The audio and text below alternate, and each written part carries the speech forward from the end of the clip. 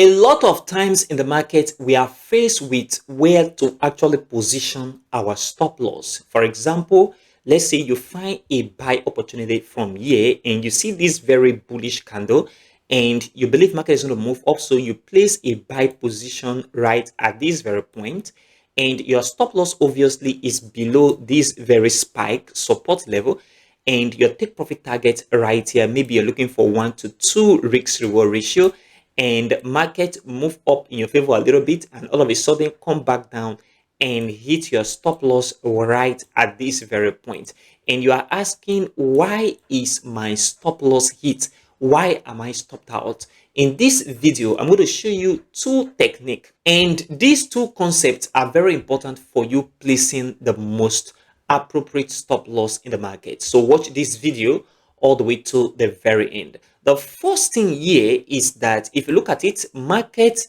have two exit strategies. So in the market, we have two exit strategy. What do I mean by that? The first exit strategy we have in the market is stop loss. Okay, stop loss is an exit strategy where you exit a trade when you are in loss. Okay, so where you want to collect a loss out of that very trade.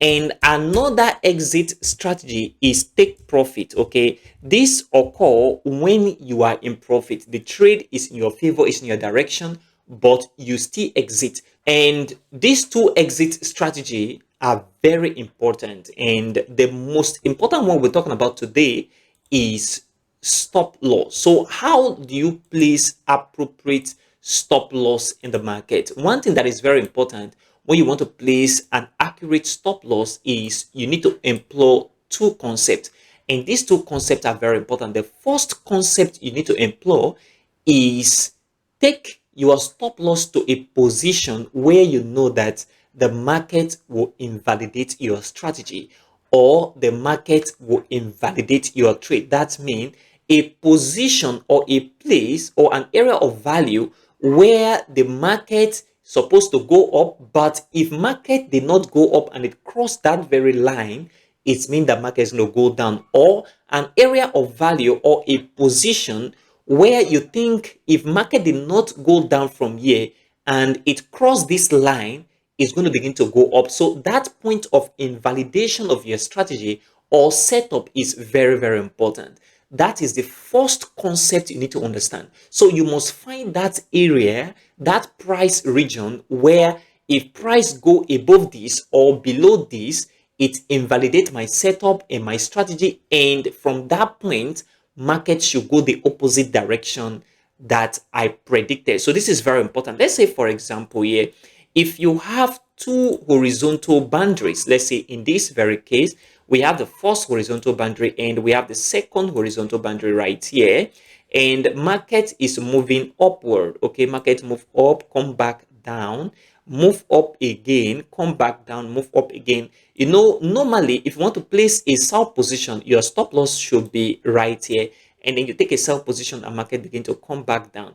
But if market should go against you, let's say market move upward and break on this very line of resistance and stop you out, be very sure that market is going to from here move upward, and that invalidates your setup of market coming back down. Okay, and market did not just go back up, collect your stop loss and then move in the predicted direction. That is very bad. That is what we call stop loss hunting. However, that occur in the market, but you have to set an appropriate stop loss to overcome stop loss hunting, and that is very important. And another case is, let's say for example, market was moving upward. Okay, we have lower lows and lower highs right here. Setting a proper stop loss means that you must allow the market to possibly retrace before entering the next position upward. However, your stop loss, let's say for example you want to enter around this very area before the move, your stop loss have to be at this very point. For most people as well, the stop loss will be at this very area. Now, either of these stop loss is very, very interesting, that you know a position for yourself, that if market go against you, invalidate your setup and market should go against you permanently. Not that market come back down, stop you out and move in your predicted direction. So the best way to set an appropriate stop loss is to check that the point you are setting that stop loss is a point where if the market go against you, it invalidates your setup. What that means is your stop loss is not supposed to be around this very area. Your stop loss is not supposed to be around this very area. Your stop loss is supposed to be here, okay, at this very point, because if markets go down and go below this very area of support, then that means a structure have been broken right here.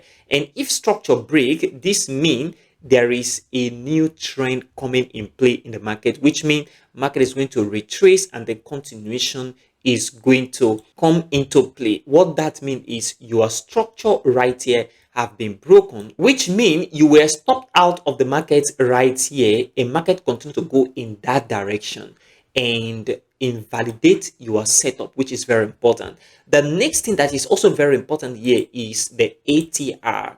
The ATR is one of the indicators you must have to use to better your stop loss and rightly position your stop loss at the right place. So let me go into full demonstration to show you how you can use this practically on your chart. The first thing here is to put the ATR indicator on your chart. So ATR, which means average true range. The average true range is not a directional indicator, okay? It does not show you market direction. It only shows you market volatility, okay? So each of these candle, the ATR value reflects right here. So pay attention to this very point right here. You will see the ATR value will change. So if I move from this candle to this candle, you see the ATR value change. From here to this very point, the ATR value change. So each of these candles have ATR values. And if you look at it very well, you discover that the ATR moves up and come back down, move down here, go up right here. It does not show you market direction, not at all. It shows you market volatility. For example, we see that market was going down right here and the ATR was moving upward from this very point. And this is our opposite directional movement. That means it was not showing you direction, it was showing you volatility. So how do you define that? The most important thing here about the ATR is that if you look at this very area, we have very low volatility. And if you look at the ATR as well, you discover that it was ranging within this very area. And if you look at this very point, market was moving with significant bearish candle. You look at the ATR, it was moving upward because volatility is high. And if you go back to this very point, right at this very area, you discover that from this very point here upward, the ATR moved upward as well, which means there was high volatility. So that is what the ATR is all about. So this brief concept about the ATR is very important. One thing I do using ATR is that, let's say, for example, I want to take a trade at this very point. I discover here is my entry position and I have the entry confirmation right at this very point. Let's say, for example, my stop loss is supposed to be at this very point, that is 154.80. okay, so if this is the point I want to place my stop loss, now to have that buffer, I need to increase my stop loss a little bit together with this ATR. So since it's a short or sell position, I'm going to add this ATR value that is on the ATR indicator together with this very price. What that means is if you do the calculation, if you add this very value, that is 154.80, together with the ATR value of 0.568, you are going to have 15536. okay, so 15536 will now be your stop loss. So 15536 is around this very point, okay, let's say this very area. So instead of setting your stop loss at this very point of important resistance, your stop loss should be here, so that if market spikes out a little bit, let's say market just spike out a little bit, it will not stop you out of the market. You have enough buffer for the market to breathe before it to go in your direction.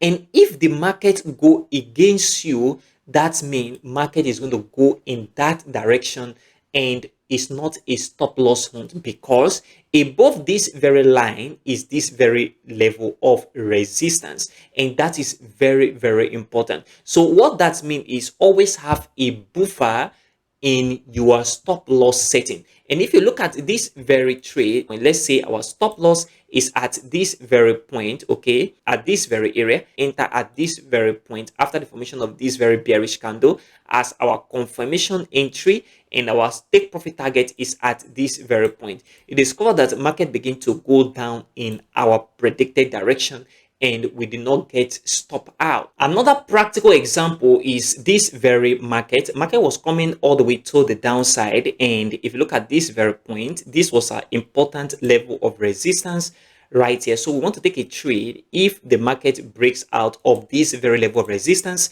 And one important thing here is that this very bullish candle breaks out, and we want to take a trade. So where are we going to place our stop loss, which is very important? All you need to do is to take the ATR of this very candle that breaks out, and the ATR value is right here, okay? This candle that breaks out have the ATR value. Remember, ATR measures the volatility in the market, and from this very point, and this ATR value you are seeing right here for this very candle mean that the market have possibility of this kind of volatility up and down.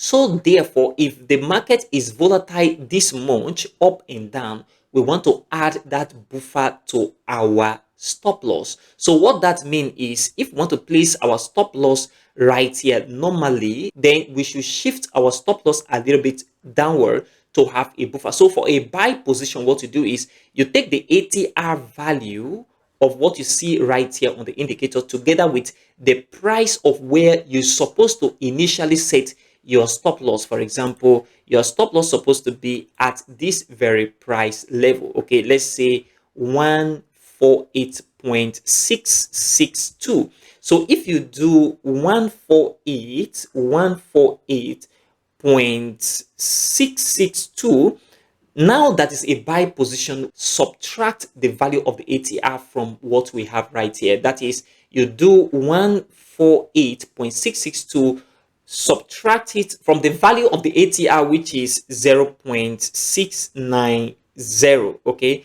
this is going to give us 147.97. So our stop loss should be at 147. Okay, 147 is around this very area, 0.97. So within this very zone, this is where your stop loss should be, and not at this very point. So we delete this very one, and our stop loss should be here instead of at this very support, because market makers know that a lot of baby traders place their stop loss right here, and they can drive the market back down, collect the stop loss out, and still move the market in the initial direction. So we want to avoid stop loss hunting by creating this very buffer. And from our strategy, we know that if market go down against us and hit this very stop loss after setting this buffer, it means that market is going in the opposite direction of our prediction, and that is very important. So if you look at this very trade, it is called that the market moved down a little bit, okay,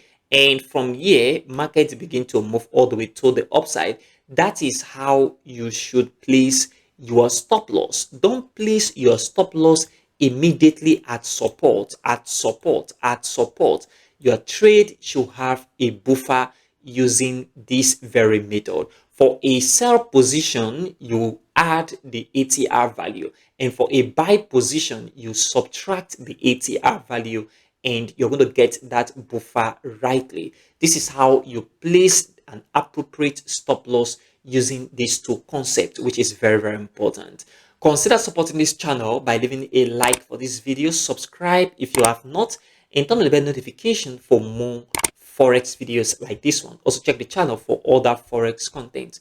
Join our Telegram channel, the link in the description of this very video, and also the pinned comment. It is a free channel where I drop day trading and investing strategies and trading signals. And if you want to watch more video on this channel, check this video out. It's going to help you a lot, and this other video right here is going to help you as well. Thanks for your support.